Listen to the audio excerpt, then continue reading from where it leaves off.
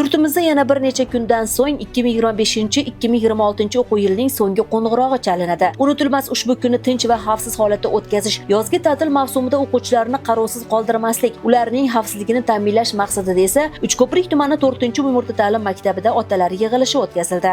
Maktabimizda tahsil olayotgan 860 nafar o'quvchilarning otalarining ishtirokida otalar yig'ilishi o'tkazildi. Bu yig'ilishda o'tkazilgan maqsad kelayotgan yozgi ta'til mavsumida yigit-qizlarning bo'sh vaqtini mazmunli tashkillash uchun o'zaro hamkorlikni kuchaytirishga qaratilgan. Yoshlar kuni munosabati bilan tashkillangan uchrashuvga maktab o'quvchilarining otalari taklif etildi. Tadbirda tuman hokimi o'rinbosari tomonidan dastlab so'nggi qo'ng'iroq tadbirlarini o'zaro hamkorlikda o'quvchilar xavfsizligini ta'minlagan holda ortiqcha hashamatlarsiz belgilangan tartib-qoidalarga amal qilib o'tkazish zarurligi alohida ta'kidlandi. Uchrashuvda ishtirok etgan mehnat faxriylari tomonidan esa oilada, ayniqsa farzand tarbiyasida otaning o'rni beqiyos ekanligi, bolasining kelajagi porloq, o'ziga ishonchi baland, yutuqlarga erishuvchan barkamol inson bo'lib kamol topishi uchun avvalo ota unga ishonch bildirishi eng to'g'ri yo'l ekanligi bo'yicha hayotiy tavsiyalar berildi.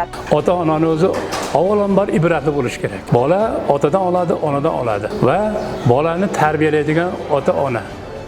Shuning uchun otalarimizga bugun juda katta topshiriqlar berildi. Shu doimo bolalarni, farzandlarni tarbiyasiga e'tibor berish. Chunki davlatimiz rahbari tomonidan shunaqangi ta'limga e'tibor berilyaptiki, hamma sharoitlar qilib beryapti. Bunga shukrona qilishimiz kerak. Biz bunga yaratilgan sharoitga ilm bilan, bilim bilan tarbiyani javob berishimiz kerak. Samimiy suhbat asosida davom etgan tadbir davomida yakunlanayotgan o'quv yilini a'lo baholarga tamomlayotgan, turli sport musobaqalari, fan olimpiadalarida faol ishtirok etgan maktabning eng namunali o'quvchilari hamda ularning otalariga tashakkurnoma va esdalik sovg'alari topshirildi.